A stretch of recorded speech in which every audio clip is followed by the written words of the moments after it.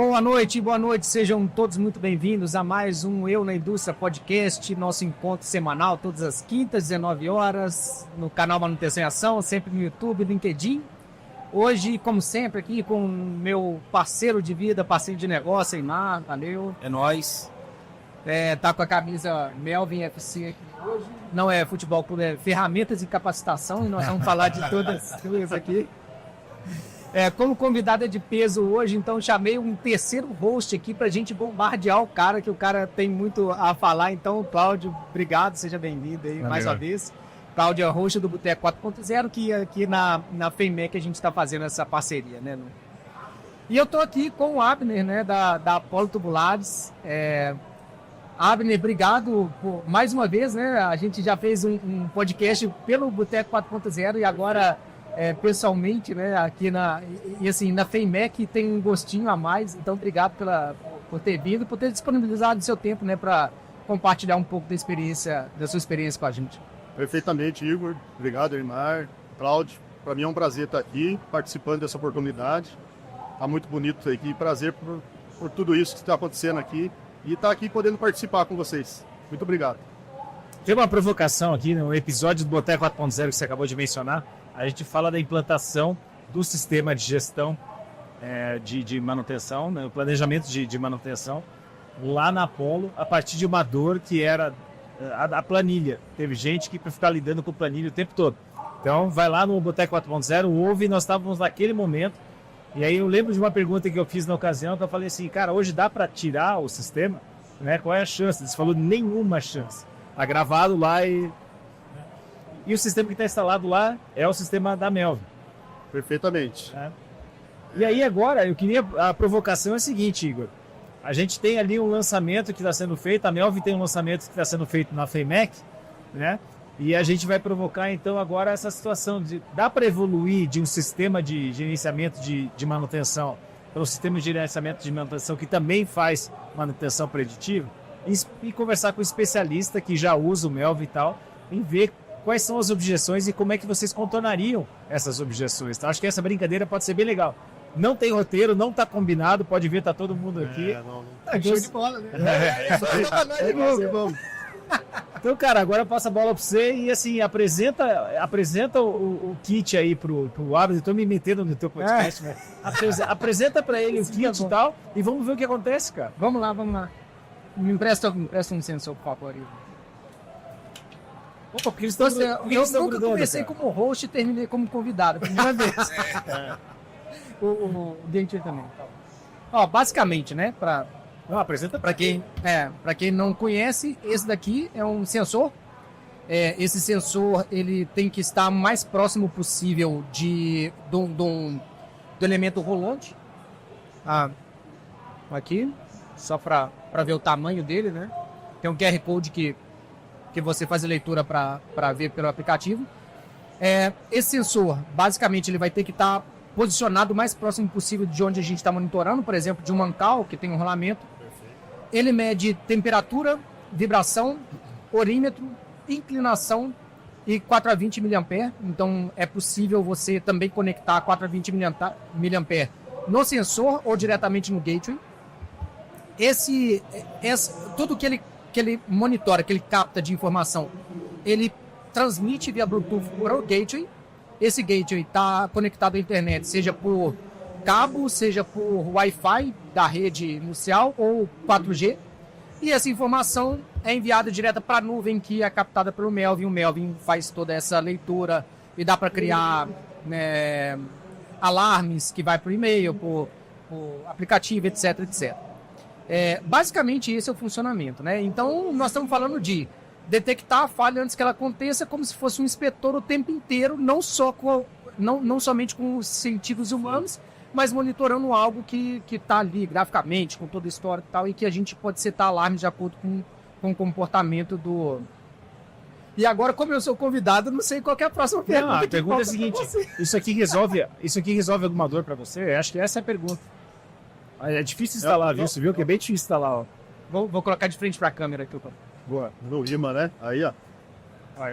Difícil a instalação. Eu acho que pra gente tá falando... A gente tá falando aqui de monitoramento online.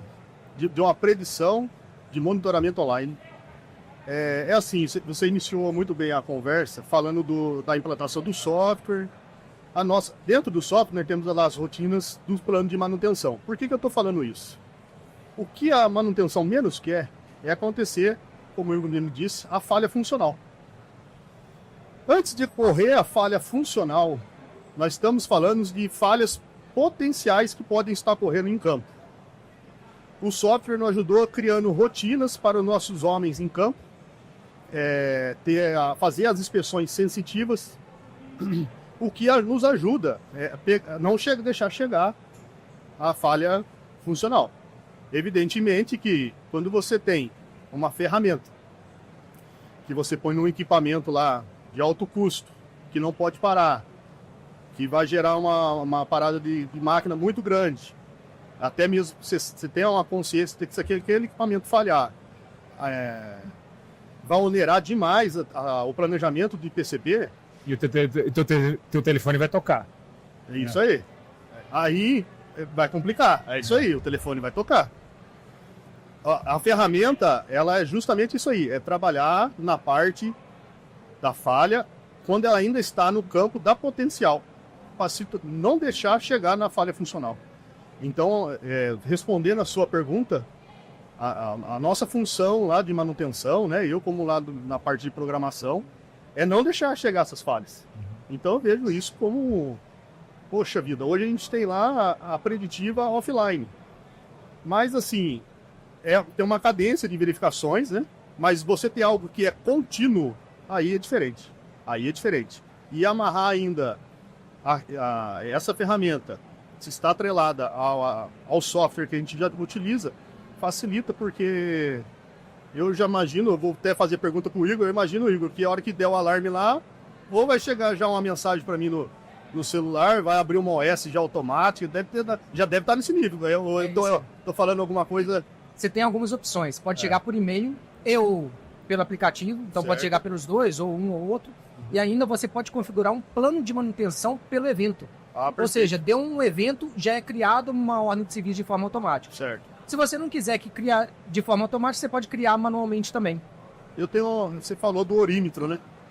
Eu tenho um equipamento lá, um conjunto motobomba que a gente faz testes hidrostáticos de alta pressão. Essa bomba, para mim, lá é uma bomba de alto custo, é toda especial. Ela faz a refrigeração do... Ela insere a água no tubo e faz a pressurização para validar o tubo no teste. Ah, ok. Que a gente faz a costura da solda, né? Sim. E validar é o teste de qualidade. E essa bomba tem essa função de pressurizar o sistema. E de tempo em tempo a gente, através de horas, né? Hoje a gente faz manualmente, calcula lá com aquilo que foi... A gente pega o que o PCP planejou, né? O programado, calcula as horas, tá na hora de abrir a bomba para fazer a manutenção nela. E aí é o que vem a pergunta, você falou do orímetro. Eu posso jogar lá um saldo de tanto a cada 10 mil horas, a cada 5 mil horas, eu quero que através do sensor ele me fale o momento que ela estiver... Você entendeu? Ela Sim. atinja o saldo ali para fazer a manutenção. Como você está criando um plano de manutenção por evento, no mesmo sensor você pode criar, abre uma OS se chegar a tal vibração, abre uma OS se chegar a tal temperatura, abre uma OS se chegar a tal orímetro com o mesmo sensor. Perfeito. Então, sim, a resposta é sim, e mais do que isso pelo mesmo sensor. Do que ele mede, a condição que eu colocar ali, ele vai me avisar. Exato. A hora de fazer São parâmetros diferentes, né? Sim. Com gatilho para cada parâmetro que você estiver medindo. Ah, perfeito. Porque hoje, como a gente calcula em dias, olha pra você ver que interessante, né? E isso, como é uma bomba de alto custo. Você sabe que quando você trata com equipamento de alto custo, essa é uma outra função nossa, é otimizar a parte do custo. Claro. Eu quero abrir a bomba o melhor momento. O que é o melhor momento? Que o componente dela lá dentro não esteja falhando, mas também eu preciso tirar tudo daquilo ali. Porque senão, né? E hoje, calculando por dias, eu posso estar fazendo uma manutenção antes do tempo. Mas eu faço por quê? Porque precisa. Porque eu preciso fazer, eu preciso ter a confiabilidade daquele equipamento, a disponibilidade dele. Qual é a vantagem que eu vejo do sensor? Eu vou estar abrindo no melhor momento. Ou vou estar otimizando, não só... vou utilizar a vida útil até findar, né? Vamos falar assim, o rolamento lá eu vou usar ele até realmente ele falar que, ó, tá na hora de trocar porque eu Preciso me aposentar. preciso me aposentar, eu já dei o que tinha que dar. Vou jogar um salzinho, uma pimentinha aí também. Você ainda pode parametrizar com a aprendizagem do equipamento o orímetro de 3 formas, tá? O equipamento está parado, o equipamento está funcionando e o equipamento está operando.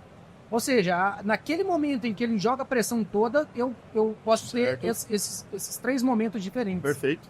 Porque, tá bom, no primeiro momento você só quer o número de horas que ela trabalhou. Certo. Tá bom, mas qual que é o número de horas que ela de fato se esforça? Sim.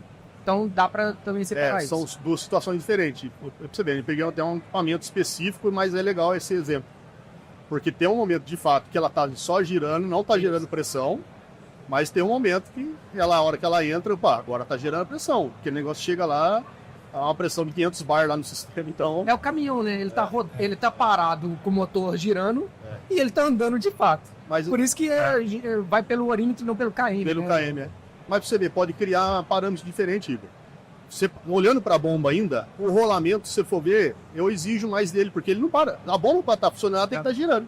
Sim. Então, o rolamento, vamos falar assim, em termos de hora, vai consumir mais tempo.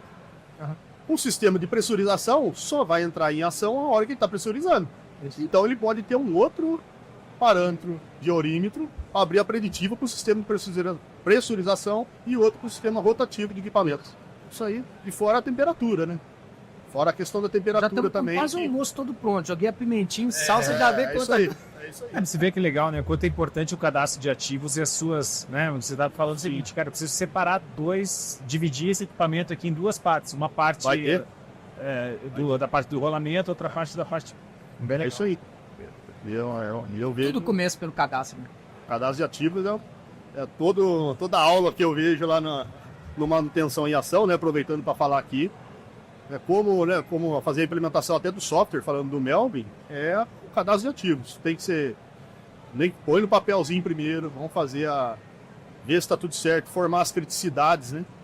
Essa bomba para mim lá é a criticidade A. Eu tenho que colocar um sensor desse lá em cima. E você tá falando agora há pouco, né? Antes de começar, dos desafios que tá ampliando a fábrica. E o que ele falou? Você vai ver na nossa árvore de ativos como é que vai estar muito maior. Ou seja, o cadastro. É isso aí. Assim, a gente tem que buscar formas, né? A gente tem que buscar formas de estar otimizando, porque não tudo é... Como é que é? A manutenção é um negócio bem complexo, né? Não é só colocando pessoas na linha de frente que você vai resolver os problemas dele. Tem todo um trabalho daquilo que é reativo e daquilo que é proativo. Aqui nós estamos falando de um trabalho daquilo que é proativo. Porque você montar um sistema de... Você pegar um sistema de gestão de manutenção, montar árvore de ativo, cadastrar os planos de manutenção. O plano de manutenção, a gente discutiu até da última vez, é importante ressaltar, é um plano que tem que ser vivo. Porque as coisas mudam, os processos mudam e precisa ser adequado.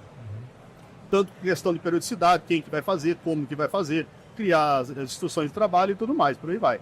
Então, isso aí é o dever de casa, é o beabá fazer o básico bem feito. E foi tua dica no final do episódio, essa é a tua dica. E foi mesmo, bem lembrado, Cláudio. Foi isso mesmo, fazer o beabá bem feito. Isso é o básico. O cara, o gestor aí que está em dúvida de alguma coisa, esse é o básico.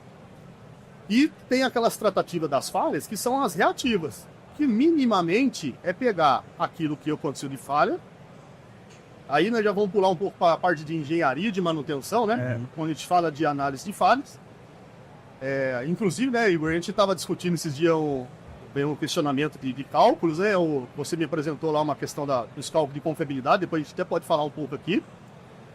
Mas trabalhar nesse campo, trabalhar o reativo, as falhas, isso para mim é reativo porque o que é? Você pega lá seus índices de falha, pega um equipamento lá, um conjunto de máquinas, equipamentos, produziu tanto, aqui ocorreu tantas falhas de manutenção, faz um 80-20, vamos tratar, plano de ação, insere no sistema, vai mudar a manutenção, vai mudar o plano de manutenção, já entra no Melvin, altera, a periodicidade isso aqui era 30, não dá, tem que ser 15, esse filtro aqui era para limpar a cada bimestre, não, agora precisa limpar a cada 30 dias, e tem essas alterações, ou ao contrário também, pode acontecer a conclusão do cara abrir um filtro às vezes lá, opa, tá bom ainda, avisa a engenharia dá uma olhada, vamos mudar então a periodicidade para maior. Então, esse ajuste, mas isso ainda é tratar o plano reativo. Porque eu estou falando, como eu falei de análise de falha, o problema da falha funcional já aconteceu, claro. E eu estou tratando para que aquilo não se...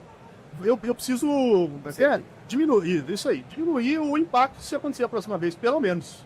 Agora não. Agora, quando você fala de predição, aí eles estão pulando para o campo proativo. Esse é o melhor dos mundos. Não deixar a falha funcional acontecer. É a biópsia. Você está fazendo perfeitamente. O processo está vivo ainda. Perfeitamente. E isso atrela, eu tenho que reforçar isso, é muito importante, e isso atrela o melhor momento. A gente sabe, existem empresas que você tem lá o seu orçamento, você tem que trabalhar dentro do seu orçamento, é muito importante isso, para ser competitivo e tudo mais.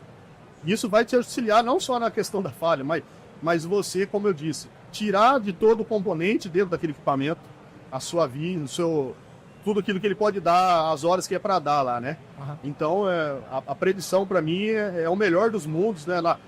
Quem conhece a curva do ponto de falha sabe muito bem, Exato, né? No campo que a gente está trabalhando, né?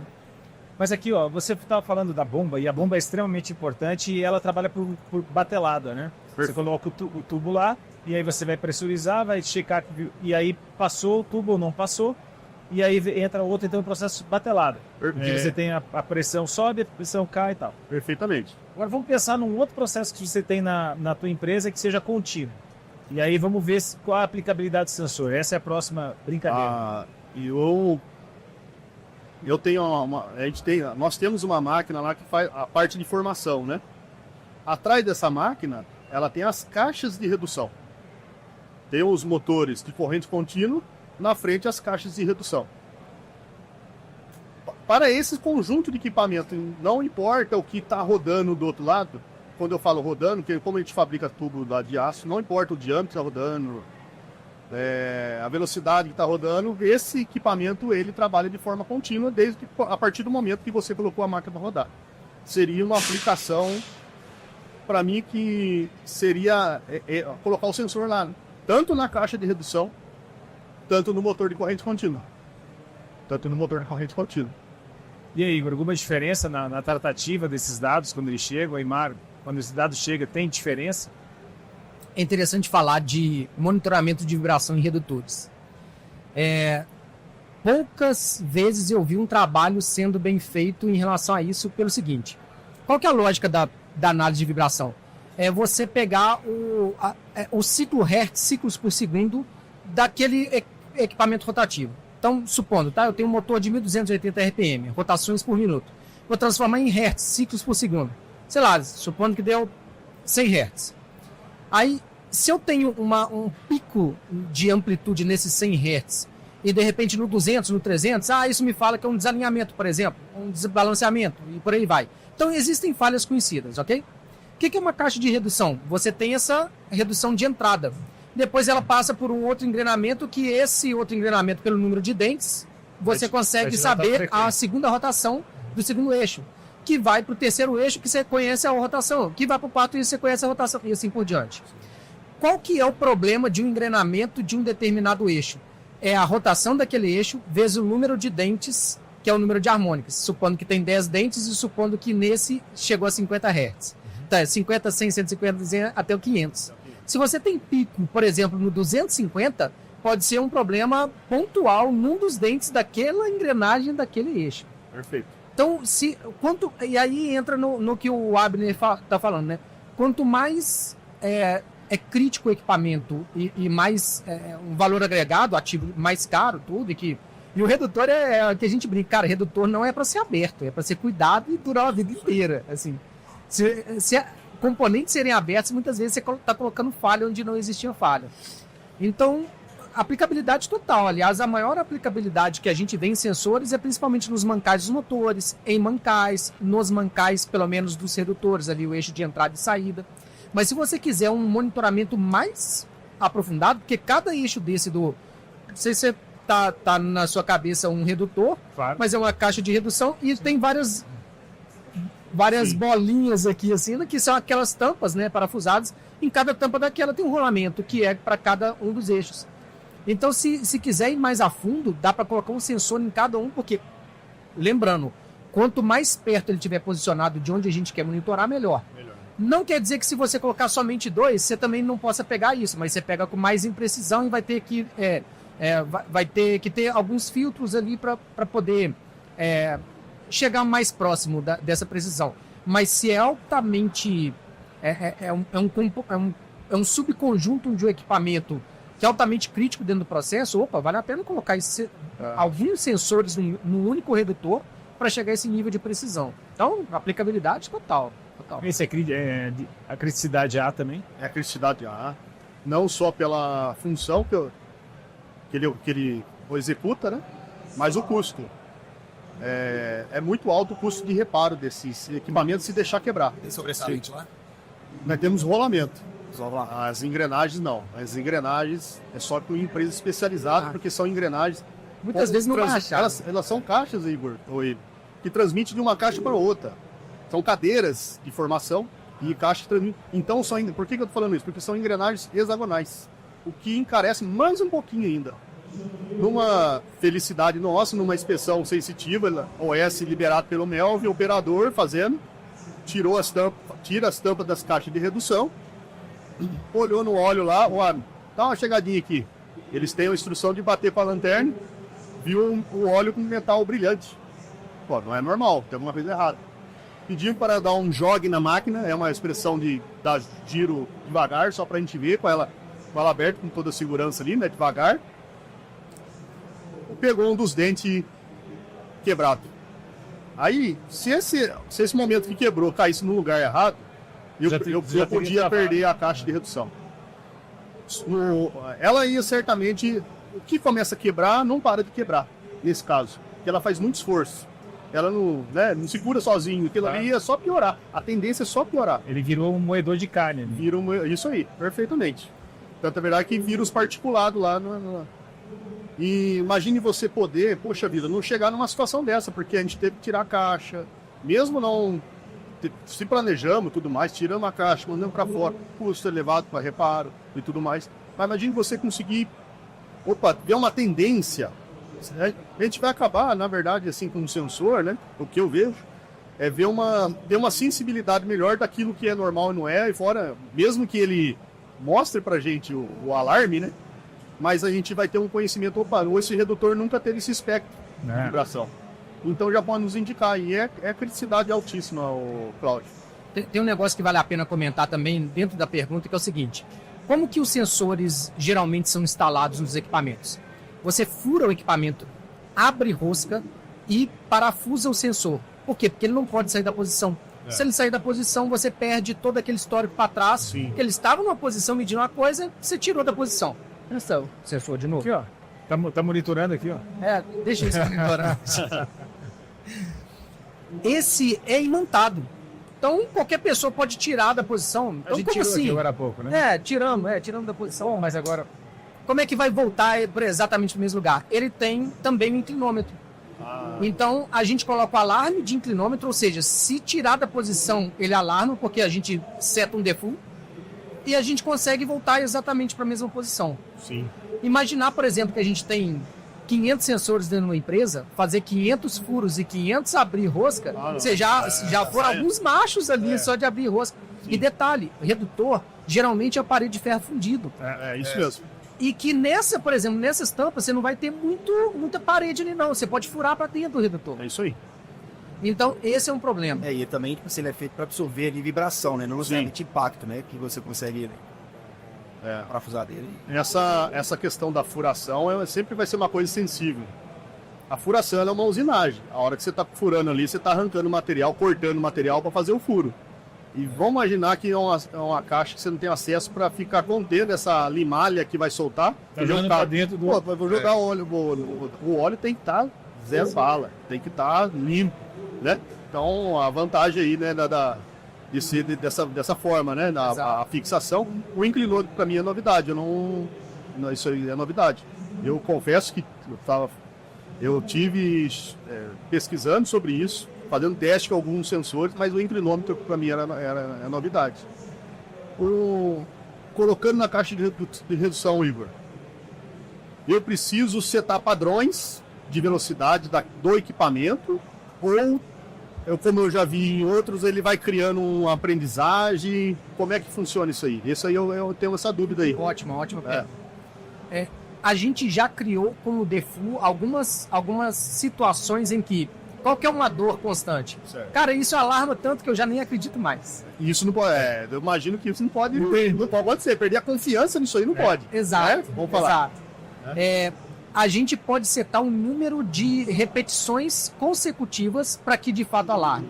Exemplo, pela norma ali 7 RMS, 7,5 RMS na maioria dos equipamentos, enfim, muito genérico, né? Mas chegou acima disso em vibração, ele alarma. Certo.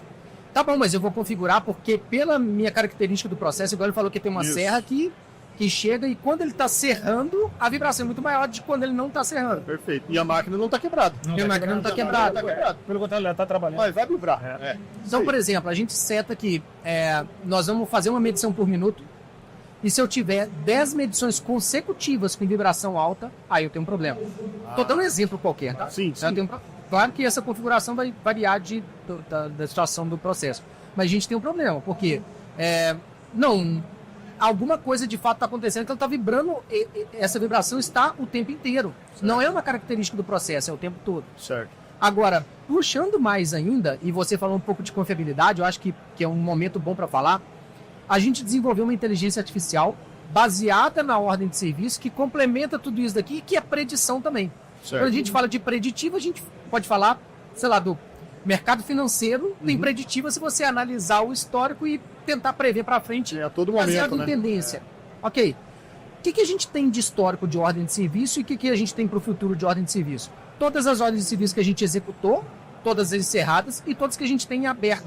E as que a gente vai encontrando. Fez uma inspeção, encontrou, marcou, abriu uma nova ordem de serviço. Perfeito. O que a gente fez em parceria com o Embrapim, Sebrae e a Universidade Federal de Goiás? Desenvolvemos uma inteligência artificial que calcula a confiabilidade em tempo real. Confiabilidade é a confiança que a gente tem no equipamento dele quebrar ou não. Ou seja, se eu tenho uma confiabilidade de 0%, ele quebrou. Então, falha funcional. Falha funcional. Se ele está 100%, é como se ele fosse, em teoria, 0 km. Então, à medida que essas interações vão acontecendo de abertura e fechamento de ordem de serviço, ele vai caindo ou vai levantando a curva de confiabilidade. Perfeito. Se eu acabei de fazer uma manutenção, então, vai aumentar a minha confiabilidade? Vai aumentar. Beleza. E aí, nesse aumento de confiabilidade, e ele vai descendo, se você não fizer nada, ele vai descendo com o tempo, porque o tempo está passando, o equipamento está se desgastando porque ele está em funcionamento, e naturalmente ele vai descendo. E aí a gente setou por IA também 3 faixas, verde, amarelo e vermelho, que é baixo risco de quebra, médio risco de quebra e alto risco de quebra. A gente estava meio sem criatividade no dia, então Eu já vi você, verde, amarelo e vermelho. Verde, amarelo e vermelho. E aí, você pode setar alarmes de quando chegar no amarelo, me avisa. Quando chegar no vermelho, me avisa. Quando chegar em 50%, não sei se está no amarelo ou vermelho, me avisa. Então, imagina, você está na bomba, está com o orímetro, está com tudo aquilo que te cerca de... Cara, agora eu tenho o cercado de possibilidades de não vai falhar. E você ainda, pela ordem de serviço, te dá um outro parâmetro fora do sensor que complementa o que você está vendo no sensor. De falar assim, cara, tá próximo à quebra. Tá, será? Vamos ver no sensor. Aqui não tá me falando nada. Vamos fazer uma inspeção. Tá me falando nada. Não, tô confortável. Sim. E essa predição, ele inclusive fala o percentual de assertividade desde então, porque ela é uma IA. Então ela treina com os dados passados. Perfeito. Faz uma aposta ali com dados passados ainda para ver se quanto que eu tô acertando. Sim. E esse percentual de assertividade é mostrado também. Qual que é o percentual médio de assertividade? X%. E a gente está tendo mais de 70%. Se chegasse, por exemplo, a mais de 90%, eu desconfiaria. Já é premonição. E também existem falhas acidentais. E aí, e fora isso, e fora os alarmes, você tem a confiabilidade em tempo real e o tempo até a falha. Então, assim, o tempo estimado até a falha é de tantas horas. Tem uma estimativa. Então também pode... Que a gente volta a falar, né? Não deixar chegar na falha funcional, né? Exato. Que é o veneno. Exato. E assim, cara, pra mim, eu trabalhei com excelentes inspetores, excelentes, assim, aqueles caras que viam... o premonição, sabe? Aqueles caras, assim, muito bons. E assim, a gente tem que imputar um nível de tecnologia tão grande, mas tão grande, Pra chegar no nível desse para cara. chegar nos níveis caros. Sim. Então, assim, as pessoas acham que é o oposto, né? E não é. A gente tem que estudar a fundo uma tecnologia, porque IA é IA. Mas chegar ao entendimento daquilo para IA nos ajudar naquilo, que é absurdo. Que é assim. absurdo. Esse cara não tá ouvindo, por exemplo. Certo? Esse cara não tá Não tô- ouvindo. ainda não. Ainda não tá ouvindo. E a gente tem esse sentido. Certo. Mas você fala assim, cara, tem alguma coisa errada aqui. Só pelo ruído ali, Tem igual alguma nos coisa carros. errada aqui. Igual nos carros. Tem alguma coisa errada aqui, cara. O sensor pode estar lá, bonitinho, e fala, cara, não tem vibração nem. Não sei, cara, tem alguma coisa esquisita aqui. Então, são 5 sentidos que a gente tem que faz da gente máquinas super poderosas. Perfeito. Ele substitui bem o tato, né? Porque antigamente, quando não tinha, Exato. o cara colocava a mão. Era E isso aí. tipo de queimar, inclusive. A gente até falava assim, coloca a mão, as costas da mão. Boa prática pra colocar nas costas da mão. Como eu trabalhei muito tempo com forno, não façam isso, por favor, tá? Porque o aço, ele não muda de temperatura até 500 e poucos graus. Então, quando você trabalha com forno, eu falo, cara, não encosta, porque a gente não vê a temperatura. Você não percebe. Então eu tinha Não é queimadura pra perceptível, caramba. Não, você só... Já era. Porque é muito fácil queimar em superfície. Você conhece bem lá na RH Magresia. Vai. E tá cheio de forno e tal, não sei o que. As temperaturas de face fria são de 60 a 100 graus. Nossa. Panela siderúrgica é de 200 mais. E você olha, a chapa tá igualzinha. Você tem tratamento térmico lá? Temos tratamento térmico. Então, os fornos de tratamento térmico de tubo. Mesma Lá, coisa. perto de 1000 graus. Perto de 1000. Dentro. E fora o cara fala, vai, pô, queima a mão. Também, abrindo outro parênteses, esse sensor ele foi desenvolvido para qualquer aplicação. A gente está aplicando porque o nosso know-how é manutenção preditiva. Mas por ele ter atendido muito tempo processo tem uma medição, por exemplo, por segundo, uma medição por minuto. Que você fazendo uma medição por hora para preditiva é de boa, é tranquilo. Então, assim, se tiver um local extremamente complicado, que bom, já foi testado. Tá certo. Você falou, eu queria voltar um pouco no que você falou sobre a confiabilidade, da maneira que é. O que me chamou a atenção foi a questão do tempo real. Por que eu estou falando isso? Aham. Eu já vi, a gente vê fácil aí, a gente aprende a como calcular a confiabilidade. Aham. Aí o cara me cria o indicador ele calcula lá MTBF, MTDR, calcula lá a disponibilidade, pega lá os parâmetros de MTBF, MTDR e calcula taxa de falha. E calcula a confiabilidade. Fecha o mês lá. Eu já vi muita pessoa trabalha com o fechamento de mês. Qual foi a confiabilidade do equipamento no mês tal? Olha para você ver que interessante, quando você falou para mim em tempo real, me chamou a atenção. Você está fazendo um indicador que é para confiabilidade, é algo ou presente ou futuro. Ou presente ou futuro. Aí você gera um indicador para olhar um número da coisa que já passou. Confiabilidade do mês tal. Peraí. O que isso me interessa? Exato. Então, você entendeu?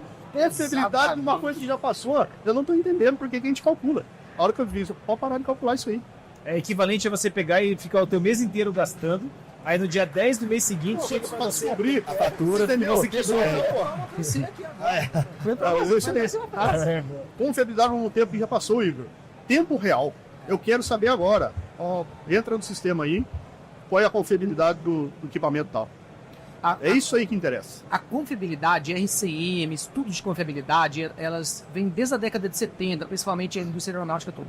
Mas a confiabilidade medida ainda é algo teórico. É isso aí. A gente está trazendo para o prático, é porque fazendo analogia, é como se fosse integral do dia 1º ao dia 30, é a integral de disponibilidade, MTBF. Tá bom, um indicador, faz sentido. Agora, a confiabilidade não é integral, é derivada. Faz sentido falar quanto que eu confio agora. Isso aí. Quanto que eu confio agora? Aí você fala assim, mas por que você quer saber agora? Eu posso dar um exemplo. Eu posso estar rodando na máquina lá, um tubo para mim que é leve lá, 2,7/8, roda uma velocidade tal, tudo mais. Aí o PCP, eu sou da parte de planejamento e programação, eu fico ali sentado do lado do rapaz do PCP e falo, qual é os próximos bitolas que vão entrar? Se ele falar para mim assim, vai entrar o 9,5/8 na chapa de meia. Pesado. Opa! Qual é a confiabilidade agora aí, meu amigo? Como é que está o equipamento? Já respondendo a pergunta. Isso Eu tenho um cenário. A gente está olhando pelo real para-brisa. por ter. Ué, pô, eu tenho, mas daí? O que você tá fazendo com isso? É para-brisa, né? Imagina que você vai subir, você tá lá com pouco combustível e fala assim, cara, eu rodaria 50 km, beleza. Aí você olha pelo para-brisa, vê É isso aí. uma subida de serra. Fala assim, cara, eu não vou conseguir manter a média que eu estava tendo de consumo. Meu consumo vai aumentar. Os meus 50 km que está prevendo aqui vão virar 30 daqui a pouquinho. E aí a gente consegue pegar e... De repente tá indicando lá, vamos só ser hipotético nos números aqui. Ah, tá indicando lá um 60%. Poxa vida. Aí vai entrar um 9. Nesse número não pode estar assim. Tem que estar. A gente já sabe, com o tempo de uso, que tem que estar ali ó, 70%, 80% de confiabilidade ou mais, né? Isso aqui é. E esse é exatamente o conceito de confiabilidade. O conceito de confiabilidade não é analisar o equipamento isoladamente, é analisar o equipamento dentro de um processo produtivo, É isso aí. dentro de um contexto operacional. Então, quando ele fala assertivo mais uma vez, aliás, quando a gente fala em falha potencial de um equipamento no olhar de confiabilidade, nós estamos falando de falha que pode acontecer dentro daquele contexto operacional. Então, mudar o contexto operacional muda toda a história. O que eu acho interessante, Igor, é citar, né? Às vezes eu tive a experiência de ver um sensor funcionando, formando lá os gráficos e tudo mais, né? Eu acho que é importante não assustar quem está nos ouvindo, quem está nos vendo aqui, não assustar quanto a isso. Pô, mas o Igor falou em hertz, ciclo, não é... Vamos voltar para o intuitivo, né, Igor? Exato. O sistema vai criar o alarme. É assim, eu não sou médico.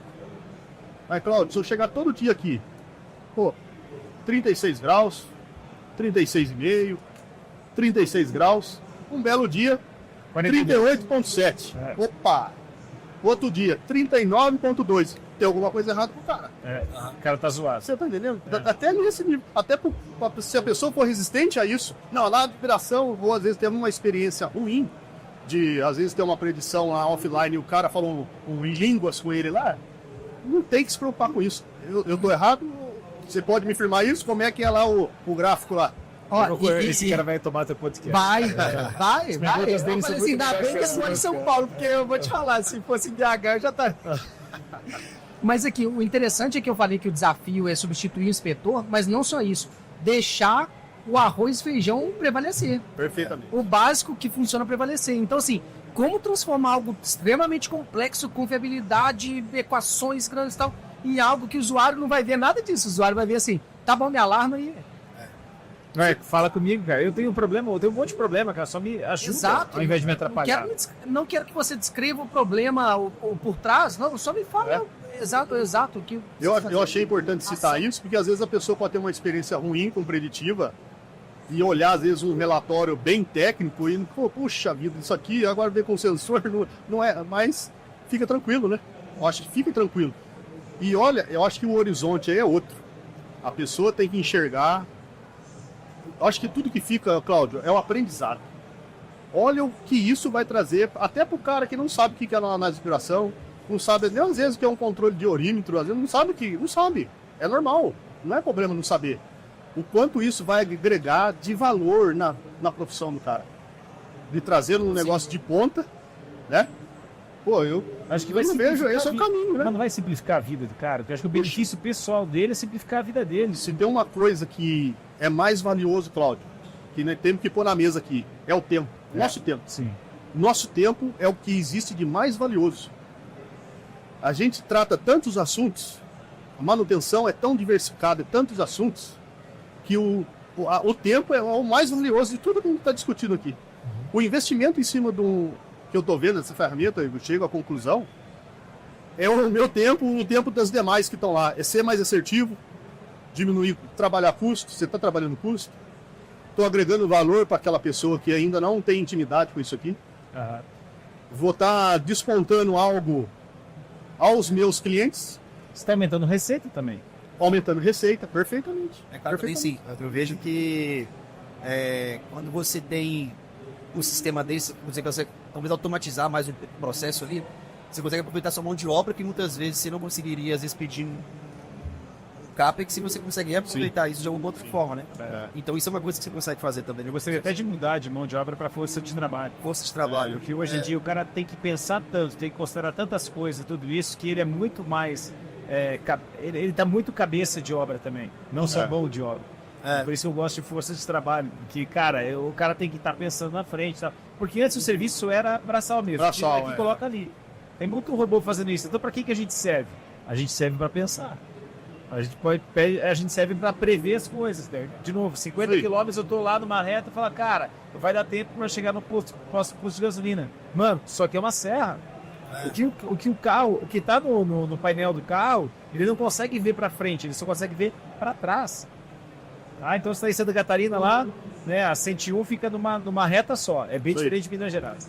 Fica numa reta só, super tranquila, tal, de repente vem a Serra do Mar, que acessa para chegar no Paraná. Então a Serra do Mar é assim, certo? Então você vem com a média daqui, tá me dando 12, 13, 14 quilômetros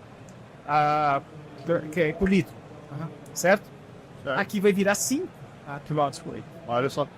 E o que ele está me mostrando aqui de tempo até a falha, ou seja, tempo até parar porque não vai ter combustível, ele está me dizendo que são 50 km. E eu vejo posto de gasolina 50 km. Cara, eu não vou conseguir chegar nesse posto de gasolina porque ele está me calculando pelo passado. Então, Isso aí. é muito legal tudo isso. Eu acho Só que força de trabalho. a visão tem que ser para aquilo que... Olhar para isso aqui pelas possibilidades. Isso aqui vai cumprir o papel dele lá. Vai estar analisando vibração, vai estar fazendo o papel de orímetro, um cálculo de confiabilidade em tempo real. Isso para mim esse aí foi o toque. Um cálculo de confiabilidade e tudo mais, mas o que eu olhar, as possibilidades. Puxa vida, eu com um negócio desse, sei lá, o que eu vou agregar de valor com meus clientes, os clientes em potencial. Nós sofremos lá auditoria constantemente. Isso está virando muito comum.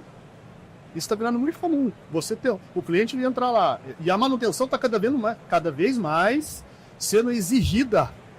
Cada vez mais. Não é só um setor de qualidade, não. Nós estamos ali no páreo ali, qual norma que você utiliza, qual o sistema que você usa. Você atende a Petrobras, certo? Nós atendemos lá. Você tem a API, por exemplo. API, a internacional. Então, isso não precisa ser Petrobras, mas não. Tem clientes aí já exigindo coisas que só os grandes antes exigiam. Então, você mostrar isso aqui é confiabilidade para eles. Pô, Na manutenção... vamos entregar o tubo. Principalmente nessas auditorias, conta muito a rastreabilidade. Isso. Então, você tem uma rastreabilidade do início ao fim do processo, e esse fim alimentar o início de novo, porque a confiabilidade nada mais está fazendo fecha o ciclo, né? Fecha o ciclo.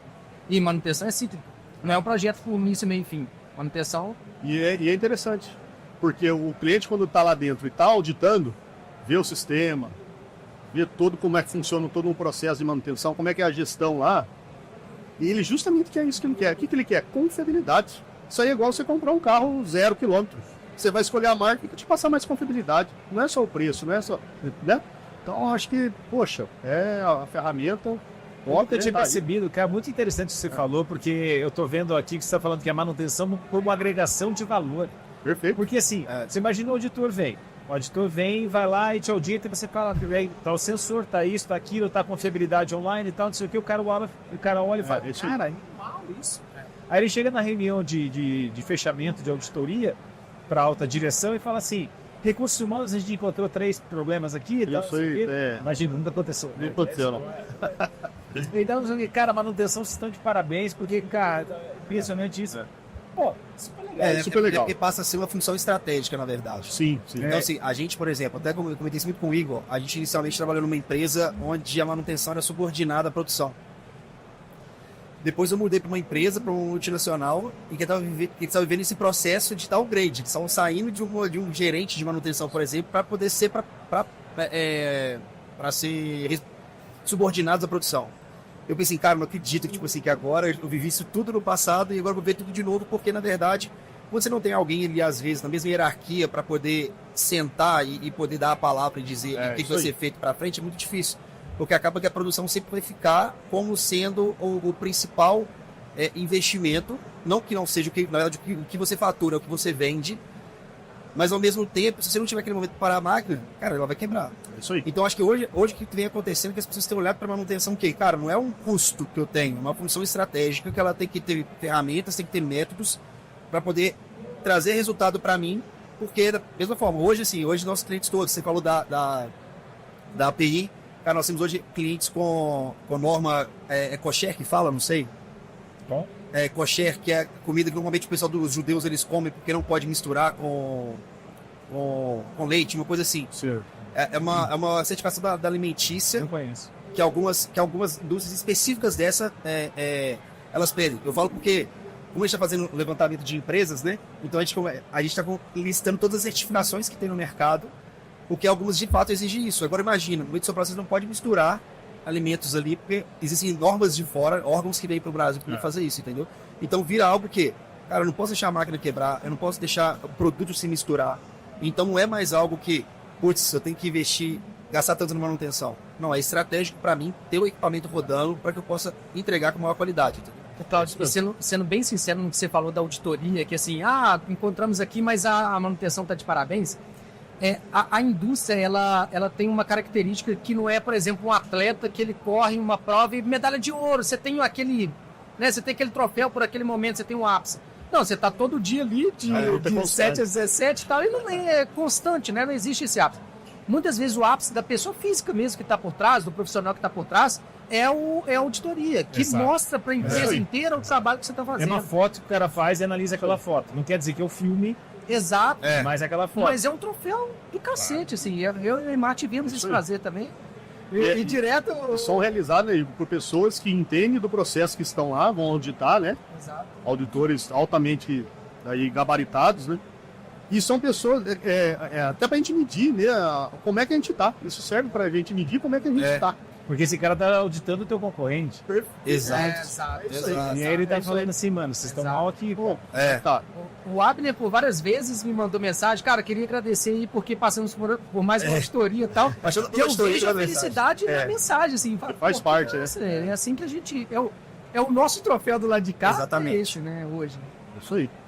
Esse eu acho que como eu sou, né, nós somos clientes lá, eu achei importante o pessoal até do seu back lá, sabe, pô, o trabalho que a gente desenvolve aqui, tudo. E a gente distribui pro time inteiro. Isso aí. Porque, cara, a gente fala assim como acontece com vocês e acontece com várias empresas, às vezes o pessoal nos procura antes da auditoria para poder conversar e tal. E acontece, tipo, o pessoal passou a auditoria, o pessoal manda pra gente, cara, passamos aqui sem não conformidades. sem não conformidades. O ponto forte, muitas vezes, o pessoal fala que é o sistema de gestão. Então, assim, aí já teve clientes nossos, como planta no Brasil, que foi auditado, por exemplo, no Chile, e o ponto forte da auditoria foi o Melvin, porque estava no Brasil e perguntaram, cara, por que esse sistema não está no Chile ainda? Porque se o ponto forte aqui no Brasil foi esse, e os caras levaram o pau lá, por que não levar isso para lá, entendeu? Isso aí. Então a gente vibra com isso porque, cara, as várias ferramentas de rastreabilidade, por exemplo, nós somos auditados pela ISO. Na época a gente usava uma ferramenta que não tinha, e a gente falou assim, cara, a gente tem que colocar rastreabilidade, porque o cara me cobrou lá atrás. Só que a gente tinha aquele senso de, eu preciso saber o porquê que eu estou abrindo essa OS, porque depois eu perco a ideia de onde veio. Porque você só tem que ter mexendo com ordens de serviços diferentes. Isso mesmo. E isso trouxe, cara, como a gente vê hoje, né? Anos depois, o pessoal utilizando a ferramenta, utilizando a rastreabilidade e falando pra gente, cara, passei aqui, tá tranquilo, bora pra cima. Sim. É muito bom. E assim, a IA, por exemplo, foram 18 meses de desenvolvimento só da IA. 18 meses? Esse aqui a gente tem mais de 12 meses sendo desenvolvido para chegar no ponto que está. O Melvin, nem se fala, né? Desde 2018 é um organismo vivo e a gente vai... Então, é o que o Emar falou assim, quando vem esse feedback, eu mostro o troféu de falar assim, cara, valeu todo o esforço, porque e a equipe inteira, né? E o Abner pode dizer da evolução do sistema, porque ele foi um dos primeiros clientes nossos lá atrás. Foi. As mudanças são constantes, né? Eu gostaria de ressaltar o suporte, Igor. Isso foi uma das preocupações que eu tive lá, nós tivemos lá na equipe, quanto ao suporte. A gente teve experiência com outros RPs, né? Com o sistema de gestão, que era RP, e um que era específico também, igual o Melvin é. Mas tinha a questão de suporte, era só suporte por e-mail, e às vezes dá um problema ali, você tem que resolver na hora, não tem jeito. E eu acho que um dos pontos fortes a ser ressaltado aqui, eu converso muito com a Tiele também. Segunda vez que ela é mencionada aí. Não, essa menina aí, cara, o Igor, vocês devem ser suspeitos a falar.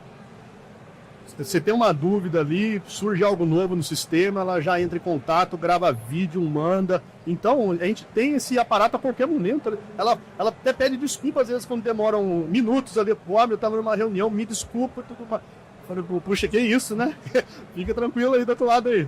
Esse é o troféu dela. Esse tá sendo o troféu dela. É até complicado falar dela porque é uma equipe inteira aí. Não, é ela que me atende lá. Deve ter uma separação. Você faz parte da carteira dela. Isso, perfeito. Então, olha, Catiele aí, depois ela...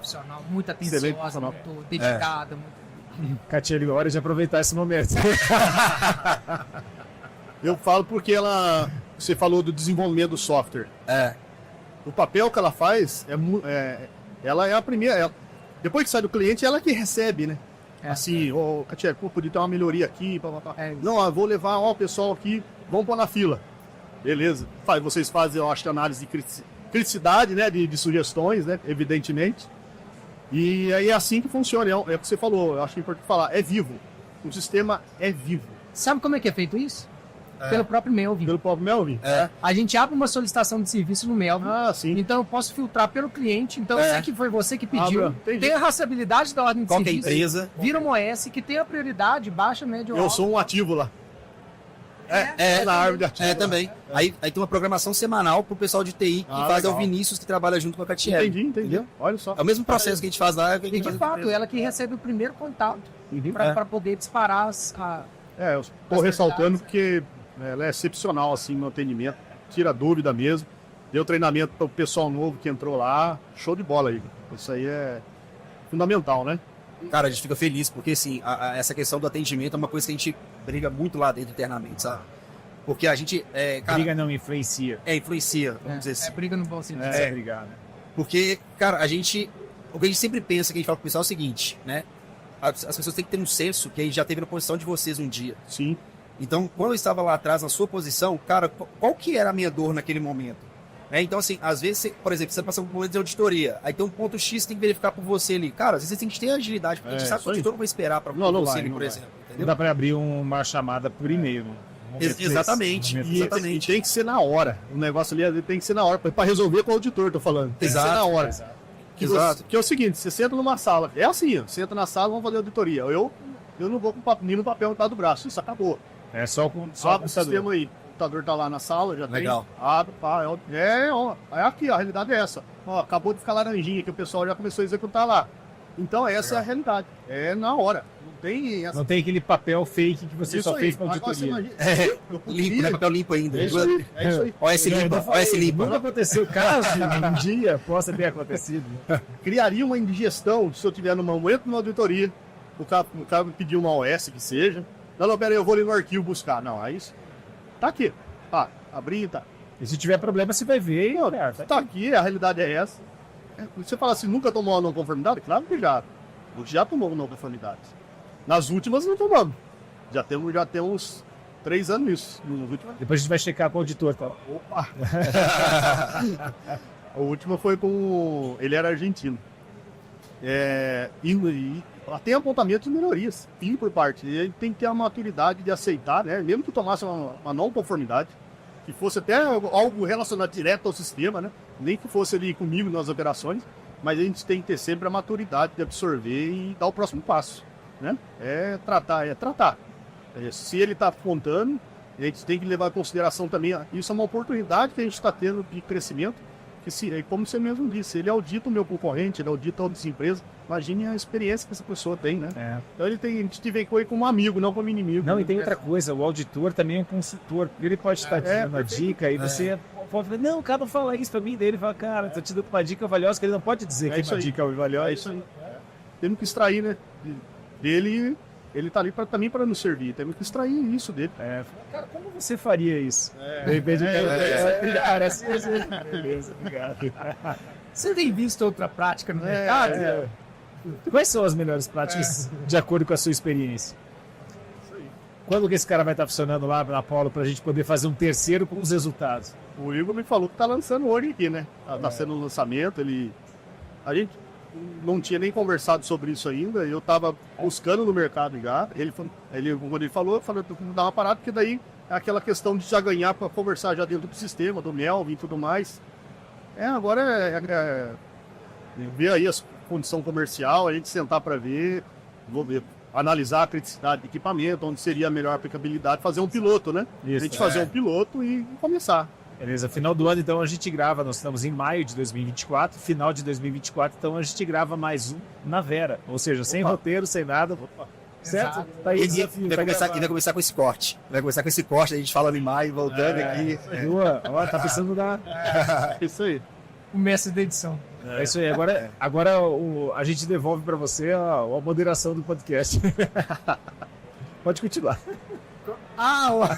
Agora eu sou o host. Beleza. Tinha esquecido, né? Não, tinha esquecido. Você estava na posição de entrevistado. Não, cara, você é o moderador. Por favor, assuma. Caralho, irmão. Tô passando a bola pra você. Bateu aí. É bater e voltar? Tá, então, Abner, uma outra coisa que eu queria saber. Cara, com relação à implementação do sistema lá também, como que foi para você que já trabalhou com outros sistemas? Você acredita que foi algo importante? Foi algo que foi numa velocidade que você julga como ideal? Como que foi esse ponto? Eu diria que foi muito rápido, né? Por que foi rápido? Porque era fácil. É simples assim. Foi muito rápido porque era fácil. Nos obrigou a rever. Quando eu tinha minha árvore de ativos no outro sistema, tive que passar isso para o Melvin. Evidentemente, você faz uma revisão daquilo tudo de novo, né? Então a gente teve a oportunidade, na verdade, de rever certos tagueamentos dentro do sistema, rever criticidade de certos equipamentos para se adequar melhor ao processo. Mas, como foi muito rápido, eu diria que não levei... Olha, para o sistema começar, desde a hora que contratou e começou a emitir OS, não levou 15 dias. Acho que em uma semana eu cadastrei tudo lá, já estava tudo cadastrado. Às vezes a gente fala, tá vendo? Não é possível. Às vezes a gente fala e as muito pessoas rápido. falam assim, É muito rápido. Eu ia modo de falar. Se ele falasse 3 meses. Não, Se faz 3 meses, eu ia falar foi rápido. muito rápido. 3 meses. 15, eu já vou para too good to be true. Muito bom para ser verdade. Tipo, 15 dias já estavam recebendo OS automática do sistema já. Implantado, rodando e já se preparando para a auditoria. A gente tem que entender que antes da gente fornecer tudo que a gente fornece, nós sofremos com todas as dores que o Abner sofreu. Sim. Então, assim, cara, como que nós vamos implementar um sistema de uma forma mais rápida possível? Exemplo, né? Muita gente já tinha o controle no Excel. Perfeito. Pô, eu vou fazer o cara digitar tudo de novo. Não, vou fazer upload de planilha de Excel. Coloca nesse formato aqui, o máximo que é copiar e colar para colocar no formato. Tá tudo pronto. Os planos de manutenção, tudo pronto. Árvore de ativos, tudo pronto. Isso aí. Materiais, tudo pronto. Você tem equipamentos iguais, então você pode copiar os parâmetros de um para outro, por exemplo. Entendeu? Então você consegue levar tudo para lá. Então isso é outra coisa que ajuda bastante. Tem 10 pontes rolantes. Aí uma ponte rolante você pega e faz tudo ela. Cadastro até o último nível, não sei o que. São 10 iguais, tá? Plano de manutenção, tá? Copia, cola. Só copiar. Isso aí. Plano de manutenção, copia. Então, é aí que está o ganho no tempo, quando é 15 dias mesmo. Eu posso dar um caos aqui de utilizando. Pode fazer o que você quiser. Utilizando. Você é o host agora. Utilizando. Rodou agora. Voltou. Utilizando a planilha de Excel quando a gente vivia a realidade da planilha de Excel. Ela funciona? Funciona. Cara, é assim, um dia aconteceu o seguinte, tinha um equipamento lá, tava lá os pontinhos marcados na semana que tinha que fazer uma tal limpeza lá numa esteira. Era uma máquina, era uma auditoria API, e era uma máquina de rosqueamento importante para a API auditar isso e tudo mais. E ele olhou umas semanas atrás lá, viu o pontinho, que tinha uma OS lá para ser programada, essa OS estava lá, e acabou passando despercebido pelo planejador de reprogramar, porque houve um entrave lá com o PCP e teve que ser reprogramado. Isso é natural, né? E só que na planilha do Excel ficou como se não tivesse reprogramado isso, ficou atrasado. Aí tomamos uma não conformidade por isso, absorvemos a situação, né? Aí foi onde começou a despertar, falou, puxa vida, não pode ser dessa maneira. E volto a dizer aquilo que a gente já conversou aqui, o tempo. a questão do tempo. Poxa vida, eu vou ficar olhando linha por linha, com a possibilidade de correr um erro humano, que foi o que aconteceu. Você olhar ali, poxa, a gente tinha numa planilha só o plano lá, então era 500 linhas. Você imagina, cara, ficar olhando aquilo ali e ter que reprogramar manualmente, ó, aponta na célula lá o S tal que foi reprogramada. O que eu quero dizer com isso? Hoje, vamos pegar a mesma situação e colocar para o sistema. Vamos imaginar que eu tivesse programado e não foi executado uma situação específica lá, que ocorreu, como perceber. E vamos imaginar mesmo assim que eu não reprogramei. Eu não levaria não conformidade. Você fala assim, por quê? Porque o sistema, primeiro que eu tenho como mostrar para ele dentro do planejador que essa OS foi programada e ela, na carteira de serviço, ela fica lá um pontinho vermelho, atrasado. Uhum. Então, isso para o auditor não é problema. O problema é você deixou lá e eu não sabia como é que eu vou sair dessa sinuca de bico agora, sendo que estava lá, entendeu? Mas dessa outra forma, não. Mesmo que eu não tivesse reprogramado, ia estar lá como atrasado, mas pelo menos eu estou mostrando o sistema, o que ele quis dizer assim, eu tenho controle do negócio, mesmo que não tivesse não ser executado 100%, mas eu tenho controle, eu sei o que está acontecendo, aquilo ali não vai sumir dali. E tá tudo rastreável. Tá tudo rastreável, ele sabe que tá tudo conectado. Quando você estava falando, eu estava imaginando, né? Veja bem, o cara tá lá e o auditor falou, cara, deixa eu ver isso aqui, e ele pegou essa não reprogramação. Perfeito. Né? Quando a gente está no lado de quem está sendo auditado, no fundo, você sabe que o problema é bem maior. Vou te explicar por que eu sinto isso. Porque se o auditor que faz por amostragem conseguiu achar... Acertou, deu tiro certo. Certo? Você fala assim, mano, não, ele não é tão preciso assim. É que tem mais desses. É isso. Entendeu? Se o auditor ele pegou, tem mais coisa. Eu acho que esse é o sentimento. Você fala assim, cara, tem mais coisa aqui. A gente não estava falando de confiabilidade? É isso. Da mesma forma, quando a gente foi auditado e que a gente foi, né, um destaque lá, eu lembro direitinho do auditor falar assim, porque estava tão ruim no ano anterior, e quando a gente foi auditado, assim, cara, tá tudo... Cara, ele falou essa frase, tá muito bom para ser verdade. Deixa eu ver mais umas 2 ordens de serviço. E essa aí que ele falou, perfeito, trabalho é isso. Melhorou bastante, então. Essas eram as planilhas de Excel em 2009 que deu origem ao Melvin em 2018. A gente fechou, se eu não me engano, foram 93%, eu acho, que foi a porcentagem de êxito, sendo que a gente tem isso bem guardado até hoje. Sendo que nós somos o setor da empresa mais bem auditado pela isso. Né? O melhor resultado. De todos os setores que já existiam. Esse setor tinha um ano. Então vocês eram bons pra caramba em Excel. Era. Como é que você é de manutenção, de planejamento, não sei o que. Cara, mais ou menos, mas de Excel... Não de Excel. E você sabe que essa situação, voltando, ela me deu foi um trabalho a mais. Você falou. Isso que você comentou é muito importante. Porque a hora que ele viu ali a amostragem e deu ruim, meu amigo, para não tomar mais, eu tive que provar. Se era 3 amostragens que tinha que fazer para ele lá, eu tive que mostrar umas 10 daí para voltar tentar mostrar uma confiabilidade ali, mas... Aí essas 10 ele pega mais... Era pra ser. Se aconteceu uma, né? Por que não? A casa cai. Por que não?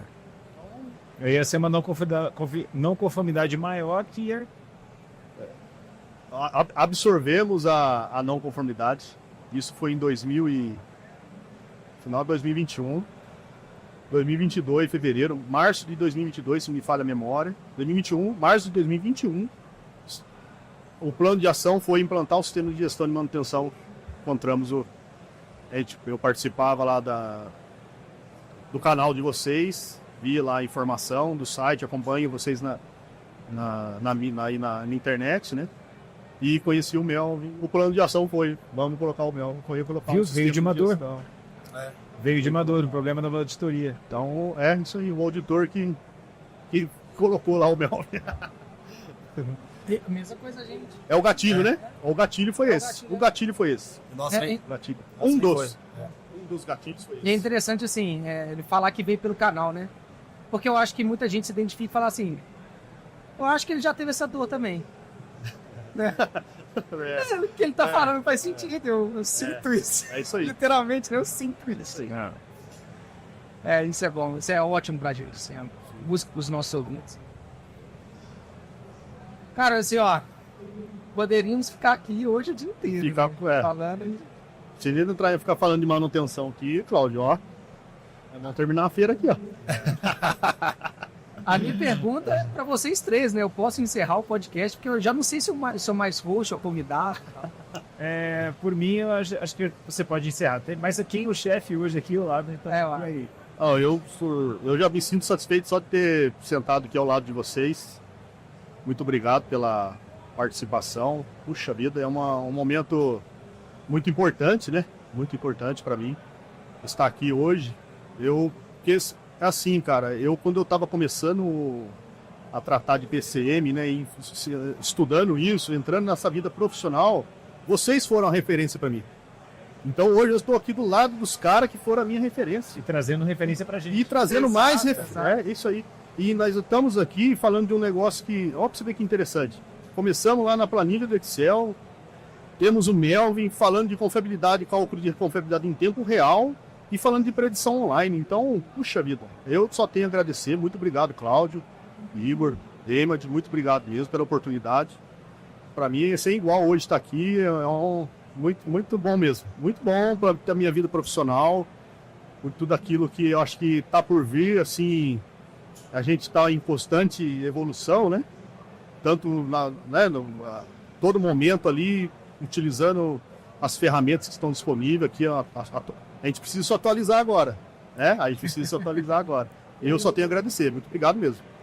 A gente que agradece, né? É uma honra, assim, o que nos dá mais prazer não é somente ver que deu certo tudo, mas, pô, é música de verdade, tá? Música para os nossos ouvidos, escutar com tanta propriedade alguém da manutenção falando sobre manutenção. Ah, sim. E assim, falando, é isso aí. Cara, assim, e tá usando um sistema que a gente viu lá e, cara, o cara fala com tanta propriedade. E complementando isso que você falou, cara, me arremete lá atrás, quando a gente conversou em abrir a manutenção em ação, né, criar um curso, a gente falou assim, cara, o processo de montar um PCM pode ser simples, não precisa ser tão, não precisa ser complicada a maneira de fazer. Isso aí. E por várias vezes aqui você falou exatamente o passo a passo que a gente fala, que a gente pensa, que a gente leva para as consultorias, que a gente leva para os treinamentos, e você vai falando, cara, criei meu cadastro de ativos, eu coloquei minha criticidade, aí eu já fui para a parte do plano de manutenção, que são as etapas que a gente colocou lá. Então pra gente, assim, é muito massa, sei lá, 6 anos depois, né? 6 anos depois, poder estar aqui em podcast, ou você, uma pessoa que viu o curso, colocou em prática, utiliza o sistema também, e a gente pensa assim, cara, tudo que a gente vem fazendo, que a gente vem melhorando, os perrengues que a gente passa também, ninguém sabe, as coisas vão dando certo, sabe? Porque nós éramos você lá atrás, dentro da indústria. E nosso sonho sempre foi assim, cara, a gente tem que ajudar o cara da indústria a não passar os perrengues que nós passamos, entendeu? Que é complicado, a gente sabe, que é o risco que envolve, às vezes a cobrança que é envolvida também. Muita pressão. Né? A pressão também, entendeu? Então, E foram exatos 6 anos, tá? Essa semana, eu não sei o dia exato, mas foi a primeira semana de maio de 2018 que a gente estava falando na Melvin pela primeira vez. Olha só que legal. Que não tinha nem nome ainda, né? Software de manutenção. Mas exato 6 anos. Bacana, né? Obrigado, gente. Obrigado. Eu que agradeço. E obrigado, Cláudio, também pela presença. É bom Cláudio, dar uma pimentada aí. Tô em casa. Tá Tô em casa. Obrigado. Tá mesmo. Pessoal, então, obrigado mais uma vez pela audiência aí, né? E terça que vem, como sempre, a gente tem um encontro às 19 horas, nosso canal Manutenção em Ação, YouTube, LinkedIn. E na quinta que vem, mais um podcast aqui ainda na FEMEC com algum convidado.